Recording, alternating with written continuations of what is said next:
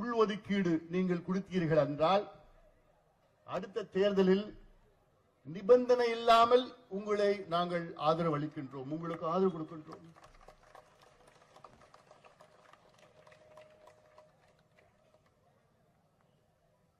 பதினைந்து விழுக்காடு கையெழுத்து போடுங்க, ஒட்டுமொத்த இந்த சமுதாயம் உங்களுக்கு ஆதரவு அளிக்கும். நிபந்தனை எல்லாம் வேண்டாம், எங்களுக்கு சீட்டு கீட்டு எதுவுமே வேண்டாம், எங்களுக்கு உங்களால கொடுக்க முடியுமா?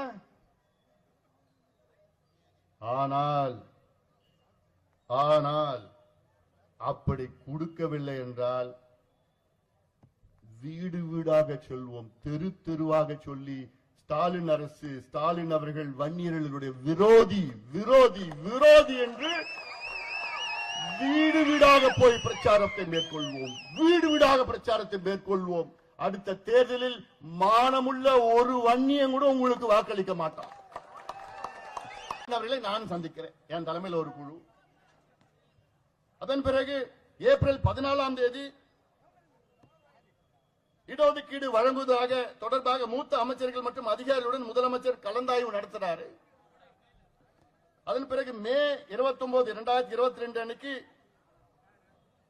முதலமைச்சர் அவருடைய முகாம் அலுவலகத்தில் நான் மீண்டும் முதலமைச்சரை சந்திக்கிறேன், அவருடைய முகாம் வீட்டில் சந்திக்கிறேன் நான். அதன் பிறகு ஜூலை 4ஆம் தேதி பாமக கௌரவத்தல ஜி.கே. மணி தலைமையிலான குழுவினர் முதலமைச்சர் அவர்களை சந்திக்கிறார்கள், இதற்காக சந்திக்கிறார்கள். அதன் பிறகு நவம்பர் 17ஆம் நாள் இடஒதுக்கீடு உள்ளிட்ட கோரிக்கைகளை ஆய்வு செய்வது உள்ளிட்ட ஆய்வு வரம்புகளுடன் தமிழ்நாடு பிற்படுத்தப்பட்டோர் ஆணையம் ஓய்வு நீதியரசர் பாரதிதாசன் தலைமையிலே மாற்றி அமைக்கப்பட்டது. பேக்வர்ட் கிளாஸ் கமிஷன் ரீகான்ஸ்டியூட் பண்றாங்க. 2023 ஜனவரி 12ஆம் தேதி உச்ச நீதிமன்ற தீர்ப்பின் அடிப்படையில் தமிழ்நாட்டில் கல்வி மற்றும் வேலைவாய்ப்பில் மிகவும் பிற்படுத்தப்பட்ட வகுப்பினர் மற்றும் சீர் மரபினருக்கான 20 விழுக்காடு இடஒதுக்கீட்டில் வன்னியர்களுக்கு உள்ஒதுக்கீடு வழங்க கோரும் கோரிக்கைகளை ஆய்வு செய்து 3 மாதங்களுக்குள் அரசு அறிக்கை அளிக்க வேண்டும் என்று கூடுதல் ஆய்வு வரம்பை நிர்ணயித்து பிற்படுத்தப்பட்டோர் ஆணையத்திற்கு அரசு ஆணையிட்டது. இன்னைக்கு எவ்வளவு நாள்ல 3 மாதத்துல கொடுக்கணும்னு government of Tamil Nadu backward class கமிஷனுக்கு ஆணையிடுது. அதன் பிறகு ஏப்ரல் 11ஆம் தேதி 2023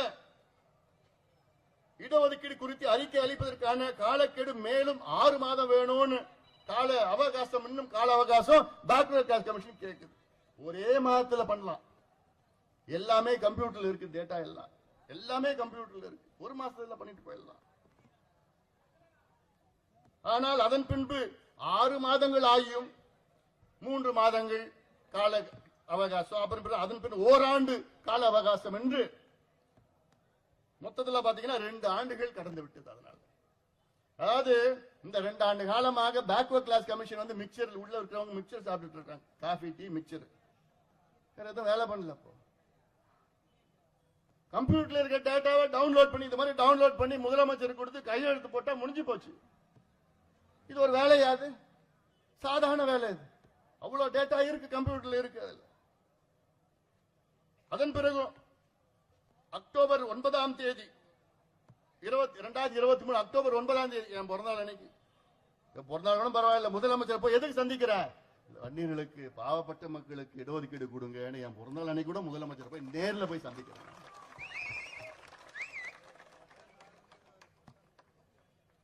அதன் பிறகு 10 நாட்கள் கழிச்சு மருத்துவர் ஐயா அவர்கள் யாரை சந்திக்கிறாரு, முதலமைச்சர் ஸ்டாலின் அவர்களை சந்திக்கிறார். மருத்துவர் ஐயா மீண்டும் சந்திக்கிறார் ஸ்டாலின் அவர்கள். எதுக்கு, இடஒதுக்கீடு வன்னியர்கள் இடஒதுக்கீடு.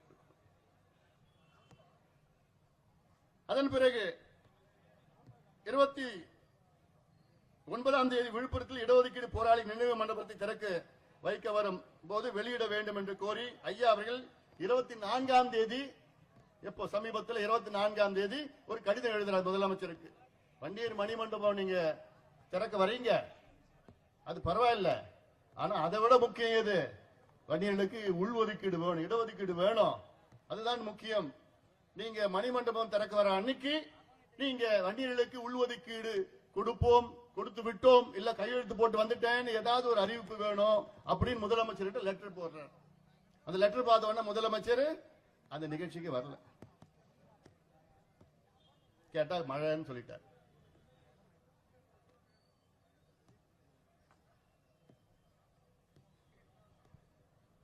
அதன் பிறகு ஒன்றிய பொதுக்குழு கூட்டங்கள் நிறைவேற்றப்பட்டு தீர்மானங்கள் நவம்பர் 26ஆம் தேதி விழுப்புரம் மாவட்ட ஆட்சியரிடம் ஒப்படைக்கப்பட்டது. ஆக இன்னும் நான் போனா இவ்வளவு பேசி இருக்கலாம், போயிட்டு இருக்கலாம். இவ்வளவு செஞ்சோம். ஒரு சில முட்டா பசங்க இவனுக்கு எலெக்ஷனுக்காக தேர்தலுக்காக இப்படி எல்லாம் சொல்லிட்டு இருக்காங்க. அதாவது கடந்த தேர்தலில் நடந்தது தெரியல உங்களுக்கு எல்லாம். அன்றைக்கு எடப்பாடி பழனிசாமி முதலமைச்சராக இருந்த நேரத்தில் ஐயா என்ன சொன்னாரு, எங்களுக்கு ஒரு சீட்டு கூட வேண்டாங்க, வெத்து பேப்பர்ல நான் கையெழுத்து போட்டு கொடுக்கிறேன், எங்களுக்கு வேண்டியது இந்த மக்களுக்கு வன்னியர்களுக்கு உள்ஒதுக்கீடு கொடுங்க, இதுதான் கேட்டோம், அது எதுவுமே வேண்டாம். தேர்தல் எங்களுக்கு பெருசு கிடையாது. தமிழ்நாட்டின் வளர்ச்சி தான் எங்களுக்கு பெருசு. தமிழ்நாட்டில் அடக்கப்பட்ட ஒடுக்கப்பட்ட வஞ்சிக்கப்பட்ட பின்தங்கியுள்ள மக்கள் முன்னேற வேண்டும். இது வன்னியர்கள் மட்டும் கிடையாது, அது போன்ற இருக்கின்ற மற்ற சமுதாயங்களும் முன்னேற வேண்டும் என்றுதான் எங்களுடைய நிலைப்பாடு. அதுதான் உண்மையான சமூக நீதி. முதலமைச்சர் இன்னைக்கு நான் முதலமைச்சர்கிட்ட கேட்கிறேன், உடனடியாக வன்னியர்களுக்கு நீங்கள் 15 விழுக்காடு உள்ஒதுக்கீடு நீங்கள் கொடுத்தீர்கள் என்றால் அடுத்த தேர்தலில் நிபந்தனை இல்லாமல் உங்களை நாங்கள் ஆதரவு அளிக்கின்றோம், உங்களுக்கு ஆதரவு கொடுக்கின்றோம்.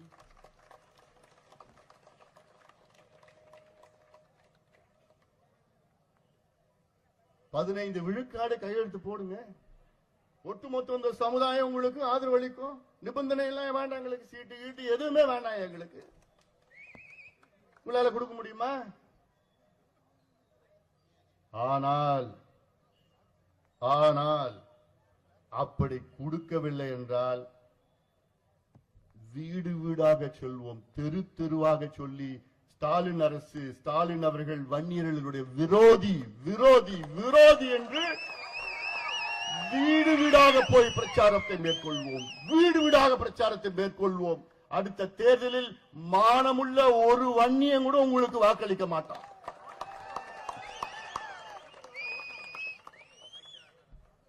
அது எப்படி செய்யணும்னு எங்களுக்கு தெரியும். இது எங்களுடைய சமூக நீதி போராட்டம். இதை சில பேர் கொச்சப்படுத்திட்டு இருக்கிறாங்க உங்க கட்சியில. அதை கூட கண்டிக்க துப்பு இல்லை உங்களுக்கு. ஆனா பேசுறது இது மத்திய அரசு பண்ணணும், மத்திய அரசு பண்ணணும், இதுல ஜாதி வாரி கணக்கெடுப்பு நடத்தணும்னு வேற, அதுல ஒரு புதுசா ஒரு பில்டப் ஒண்ணு. சரி, ஜாதி வாரி கணக்கெடுப்பு நடத்திட்டு போக வேண்டியதானே, அதுல என்ன பயம் உங்களுக்கு? என்ன பயம்? ஜாதி வாரி கணக்கெடுப்பு நடத்தினா அவரை பொறுத்த வரைக்கும் இந்த சமுதாயம் இவ்வளவு சீட்டு கேட்டுடும், இந்த சமுதாயம் இவ்வளவு மாவட்ட செயலாளர் கேட்டுடுவாங்க, இந்த சமுதாயம் அது கேட்கும் இது கேட்கும், இவ்வளவு எங்களுக்கு இருக்கிறோன்னு அந்த கணக்கு வச்சுட்டு இருக்கிறார் அவர் மனசுல. பீகார்ல ஜாதி வாரி கணக்கெடுப்பு நடத்தி இன்னைக்கு அதை உச்ச நீதிமன்றமோ உயர் நீதிமன்றமோ அங்கீகாரம் கொடுத்திருக்கின்றார்கள். நம்ம வண்டி போகுதுப்பா, விடுப்பா.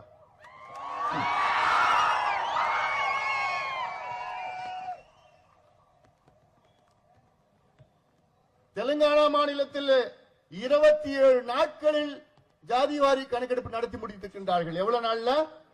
27 நாட்களில். ரேவந்த் ரெட்டி அவருக்கு சமூக நீதி உணர்வு இருக்கிறது. 27 நாட்கள கணக்கெடுப்பு நடத்தி இப்போ அது பரிந்துரை கிட்ட வந்துடுச்சு. இப்போ ஆந்திராவில் எடுத்து முடிச்சிட்டாங்க, கர்நாடகாவில் எடுத்து முடிச்சிட்டாங்க, ஒரிசால எடுத்துட்டு இருக்கிறாங்க, ஜார்க்கண்ட்ல எடுத்துட்டு இருக்கிறாங்க, பீகார்ல முடிச்சிட்டாங்க. ஆனா சமூக நீதி எங்க தாத்தா, எங்க அப்பா, எங்க அம்மா எல்லாம் சமூக நீதி எங்களுக்கு கத்து கொடுத்தாங்க, சமூக நீதி சோறு போட்டு நாங்க தான் வளர்ந்தோம், இப்படி எல்லாம் சொல்லி சொல்லி வசனம் பேசுகிற திமுக சமூக நீதிக்கு உங்களுக்கு சம்பந்தமே இல்லையா? இன்னைக்கு தந்தை பெரியார் அவருடைய நினைவு நாள். இன்னைக்கு அவரை நாங்கள் என்றுமே நாங்கள் வணங்குவோம். அவர்தான் எங்களுடைய கொள்கை வழிகாட்டி. தந்தை பெரியார் அவர்களும் அண்ணல் அம்பேத்கர் அவர்களும் புரட்சியாளர் கால் மார்க்ஸ் அவர்களும் எங்களுடைய கொள்கை வழிகாட்டி ஐடியாலஜிஸ். அவர்கள் என்ன கொள்கை வைத்திருக்கின்றார்களோ அதை நாங்கள் உள்வாங்கி அதை நாங்கள் கடைபிடித்துக் கொண்டிருக்கின்றோம். அவருடைய கொள்கைகளை நாங்க தான் நிறைவேற்றிட்டு இருக்கிறோம். ஆனால் அவங்க பேரை சொல்லி ஏமாத்திட்டு இருக்கிற கட்சிகள்லாம் இருக்கு. அதுல நம்பர் 1 யாரு? திமுக. நம்பர் 1 பேரு தான். சமீபத்தில் கூட அம்பேத்கர், அண்ணல் அம்பேத்கர் திமுக தொடங்கி 1949 பாட்டாளி மக்கள் கட்சி தொடங்கி 1989 40 ஆண்டுகளுக்கு பிறகுதான் நம்ம கட்சி தொடங்கணும். இந்த 40 ஆண்டு காலத்துல 49 இருந்து 89 வரைக்கும் திமுகவில் அம்பேத்கர் அவர்களை பற்றி ஏதாவது ஒரு வார்த்தை, ஒரு படம் எங்கேயாவது பேசினாங்களா? இன்னைக்கு கூட பேசல. ஆனா 89 நம்ம கட்சி தொடங்கின முதல் நாள் என்ன பண்ணோம்? தந்தை பெரியார் அவர்கள், அண்ணல் அம்பேத்கர் அவர்கள், புரட்சியாளர் கால் மார்க்ஸ் எங்களுடைய கொள்கை வழிகாட்டி ஐடியாலஜி படத்தை போட்டு இன்னைக்கு தமிழ்நாட்டில் யார் வீட்டிலேயே அம்பேத்கருடைய சிலை இருக்கு? எங்களுடைய ஐயா வீட்டில் இருக்கியா? தமிழ்நாட்டில் 7 நாள்ல ஒரே நாள்ல 7 அம்பேத்கர் சிலையை திறந்தது யாரு? எங்களுடைய ஐயா. 100 அம்பேத்கர் சிலைக்கு மேல் திறந்திருக்கிறோம் தமிழ்நாட்டில். இதை மக்கள் புரிந்து கொள்ள வேண்டும். இவங்களோட நோக்கம் என்ன? அதாவது அந்த காலத்துல ஒரு சொல்லு இருக்கு, ஊர் 2 பட்டா கூத்தாடிகளுக்கு கொண்டாட்டம். அப்ப நான் யாரையும் கூத்தாடின்னு சொல்லல.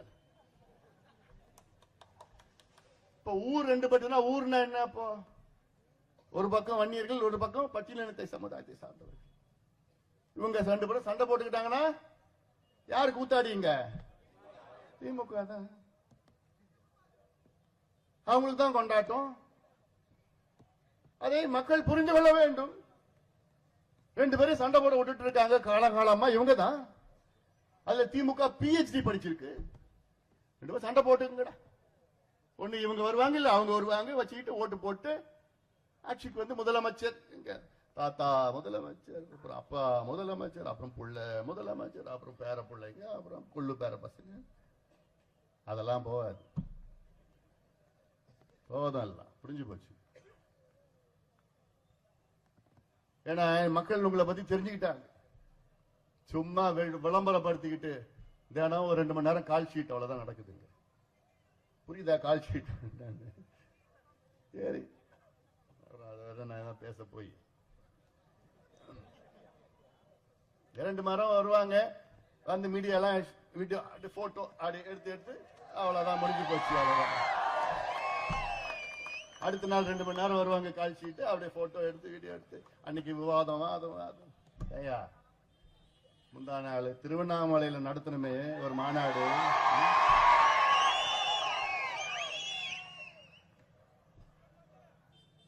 இந்தியாவில் 25 நாள்ல யாராவது இது போன்ற ஒரு மாநாடு நடத்த முடியுமா? 25 நாள்ல முடிவு பண்ணி இவ்வளோ பெரிய மாநாடு. அங்க கிட்டத்தட்ட 5 லட்சம் பேர் விவசாயிகளும் இளைஞர்களும் அங்கே கூடினார்கள். திருவண்ணாமலையில அழுந்து போயிட்டாங்க. இப்ப எல்லாம் தமிழ்நாட்டில் மற்ற கட்சிகள் அழுந்து போயிட்டாங்க. என்ன சொல்றாங்க? எப்பயா பிளான் பண்ணீங்க? எங்களுக்கு யாருமே தெரியாதியா? எப்பயா அதெல்லாம் பண்ணீங்க? சில பேர் மாநாடுனா 10 மாசம் 1 வருஷமா செவுத்துல எழுதி விளம்பரப்படுத்திக்கிட்டு அப்புறம் இந்த மாநாட்டுக்கு டிவியில பேசுவோம். அவங்க போவாங்களா? இவங்க போவாங்களா? இவங்க ஏன் போவாங்க? எதுக்கு போறாங்க? அப்படி போவாங்களா? இப்படி போவாங்களா? இப்படி ட்ரெஸ் போடுவாங்களா? அப்படிலாம் போய் நமக்கு எதுவுமே இல்ல. செவுத்துல கூட எழுதுறடா, அங்கங்க எழுதி வச்சுட்டாங்க. ஏன்னா என் தம்பிங்களா, திருவண்ணாமலைக்கு வாங்கடான்னு சொன்ன ஒரே வார்த்தைக்காக 5 லட்சம் என் தம்பிகளும் தங்கைகளும் அங்கே வந்து கூடினாங்க. ஒரு வார்த்தை போதும். எங்களுக்கு விளம்பரம் தேவையில்லை, மற்றவங்களை போன்ற இல்ல. உணர்வுள்ள என் தம்பிகள் என் தங்கைகள் கோடிக்கணக்கானவர்கள் தமிழ்நாட்டில் இருக்கின்றார்கள். இவரெல்லாம் சேர்ந்து ஒரு மாற்றம் வர வேண்டும் என்ற நம்பிக்கையோடு இருக்கின்றார்கள். அந்த மாற்றத்தை நாம் மட்டும்தான் கொடுக்க முடியும். எந்த கட்சியாவது இவ்வளவு விவசாயிகளை அழைத்து விவசாயிகளுடைய உரிமைகளுக்காக இவ்வளவு ஏதாவது ஒரு மாநாடு இதுவரைக்கும் யாராவது நடத்திருக்காங்களா? யாரும் நம்பதான். உணர்வு பூர்வமானவர்கள் நாங்கள். உழவு குடிகள் முன்னேற வேண்டும் என்ற நோக்கம் அதுதானையா சமூக நீதி. உழவு தொழில் சம்பந்தமா ஸ்டாலின் அவர்களுக்கு ஏதாவது ஒண்ணு தெரியுமா? ஒண்ணுமே தெரியாது. அதெல்லாம் நான் சொல்ல வேண்டாம், நீ சும்மா ஏதாவது இப்ப சொல்லிட்டு இந்த மைக்கில் பிடிச்சிடும் அதெல்லாம். அதனால இன்னைக்கு நாங்க கேட்கிறது நியாயமான கோரிக்கை. ஏன் நியாயம் நான் சொல்றேன்னா, நான் எத்தனையோ வகையில என்னால நியாயப்படுத்த முடியும். அதாவது உச்சநீதிமன்றம் ஒரு கேள்வி கேட்டுச்சு. என்ன கேள்வி கேட்டுச்சு உச்சநீதிமன்றம்? எம்பிசி இருக்கு, எம்பிசியில 116 சமுதாயங்கள் இருக்கிறாங்க. அது ஏன் 116 சமுதாயங்களுக்கு 20% கிடைக்குது?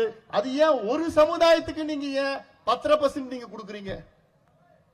கேட்ட கேள்வி, உச்சநீதிமன்றம் கேட்ட கேள்வி. அது சில பேர் அது நியாயமான கேள்விதான் மனசுல படும். 116 சமுதாயம் இருக்குது, அவ்வளவு சமுதாயத்தை விட்டுட்டு ஒரு சமுதாயத்துக்கு மட்டும் 10% கொடுக்குறீங்களே, இந்த கேள்வி கேட்டாங்க. அதற்கு சரியான பதில் தமிழக அரசு அளிக்கல. இதுல எப்படின்னா 20% எம்பிசி, அதுல 116 சமுதாயங்கள். இந்த 116 சமுதாயங்களும் தமிழ்நாடு மக்கள் தொகை கணக்கெடுப்பு நடத்தினா அதுல 21 விழுக்காடு பாப்புலேஷன். தமிழ்நாட்டில் எம்பிசியில் இருக்கிற 116 சமுதாயங்களும் தமிழ்நாட்டோட மக்கள் தொகையில 21 விழுக்காடு. 20.8 விழுக்காடு. நான் 21 சொல்றேன். அதுல 115 சமுதாயம், 116ல 115 சமுதாயம் மொத்தம் எவ்வளவு விழுக்காடு தெரியுமா? 6.7 விழுக்காடு. ஒரு சமுதாயம், வன்னிய சமுதாயம் எவ்வளவு? 14.2 விழுக்காடு. ஒரு சமுதாயம் 14.2 விழுக்காடு 116 சமுதாயத்தில். மீதி இருக்கிற 115 சமுதாயம் 6.7 விழுக்காடு தான். இத சரியான முறையில் உச்சநீதிமன்றத்தில் பேசல. அதே வேளையில் இந்த சமுதாயம் ஏன் முன்னேறல? எவ்வளவு டேட்டா இருக்கிறது. அதுல முக்கியமானது என்ன? இன்னைக்கு 109 மூத்த காவல்துறை அதிகாரிகள் இருக்கின்றார்கள். மூத்த ஐஏஎஸ், அதாவது டிஜிபி, ஏடிஜிபி, ஐஜி, டிஐஜி, அதுக்கு கீழே எல்லாம் எஸ்பி எல்லாம் இருக்கிறாங்க. அதெல்லாம் இல்ல, நான் டிஐஜி லெவல்ல சொல். டிஐஜி, ஐஜி, ஏடிஜிபி, டிஜிபி 109 பேர் இருக்கிறாங்க தமிழ்நாட்டில் மூத்த காவல்துறை. அது எத்தனை பேர் தெரியுமா? வன்னியர் எத்தனை? ஒன்னே ஒண்ணுதான். இது எவ்வளவு அநியாயம் இல்ல, இது அக்கிரமம் இல்ல, இது இதுவா சமூக நீதி? தமிழ்நாட்டில் 15-18% உள்ள ஒரு சமுதாயத்தில் 109 ஐஏஎஸ் அதிகாரி, ஐபிஎஸ் அதிகாரிகள், மூத்த அதிகாரிகள் ஒரே ஒருத்தர் தான் வன்னியர்னா, அப்ப என்னையா பண்ணி நீங்க இவ்வளவு காலமா நீங்களா சமூக நீதி பத்தி பேசுவதற்கு உங்களுக்கு யாருக்காவது தகுதி இருக்காயா? இன்னைக்கு கதை விட்டுட்டு இருக்கிற குரூப் 1ல இவங்க இவ்வளவு வந்துட்டாங்க அவ்வளவு வந்துட்டாங்கன்னு சொல்லிட்டு, குரூப் 1ல வந்திருந்தாங்கன்னா இந்நேரம் எத்தனையோ பேர் வந்து டிஐஜி, ஐஜில வந்திருக்கணுமே. இவ்வளவு காலமா யாருமே வரலையே. இது ஒரு அநியாயம் இருக்குமா என் சமுதாயத்திற்கு? தமிழ்நாட்டில் மொத்தம் கிட்டத்தட்ட ஒரு 320 ஐஏஎஸ் அதிகாரிகள் இருக்கிறார்கள், ப்ரமோஷன் எல்லாம் சேர்த்து. அந்த 320 ஐஏஎஸ் அதிகாரிகள் கிட்டத்தட்ட 53 துறைகள் செயலாளர்கள் இருக்கின்றார். Secretary, health secretary, finance secretary, industrial secretary, அது மாதிரி செக்ரட்டரி இருக்கிறாங்க. 53 செக்ரட்டரியில எத்தனை பேர் தெரியுமா வன்னியர்? எத்தனை பேரு? 0. ஒருத்தர் தான் இருந்தாங்க. அவரையும் காலி பண்ணிட்டாங்க.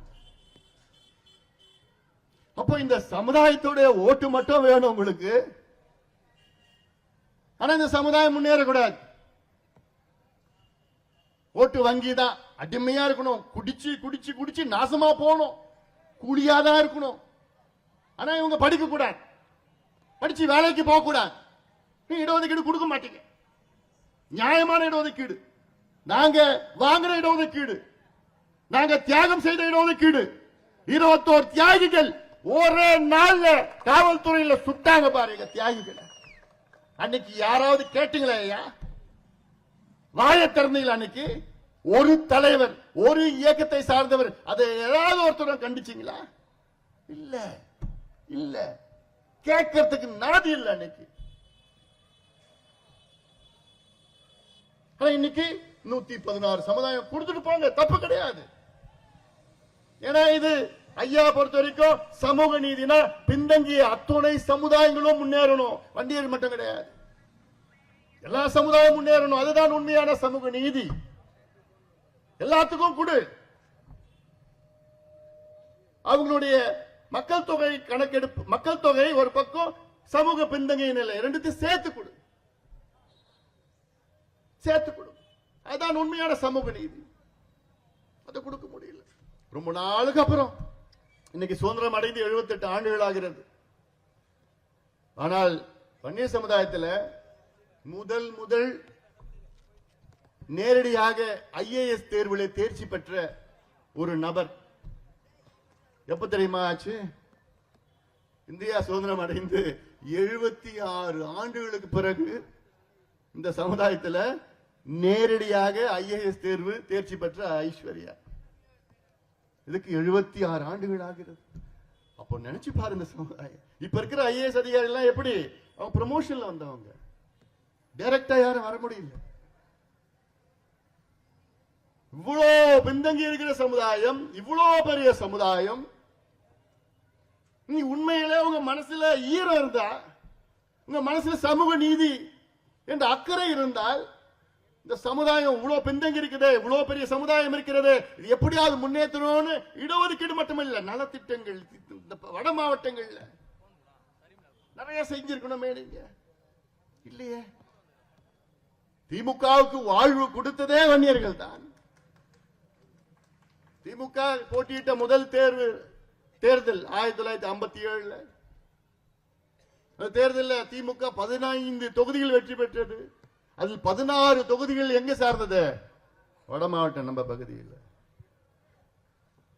அவர் மட்டும், கலைஞர் மட்டும் அந்த குளித்தலையில, அதுவும் கிட்டத்தட்ட நம்ம பகுதி மாதிரிதான். காவிரி தெற்கே ஒண்ணும் கிடையாது, காவிரிக்கு வடக்கு தான் இல்ல. 62ல 50 தொகுதிகள் வெற்றி பெறுகிறார்கள். அதுல 45 தொகுதிகள் வட மாவட்டத்தை சார்ந்த. 67 ஆட்சிக்கு வருகிறார்கள், 138 தொகுதிகள். அதில் கிட்டத்தட்ட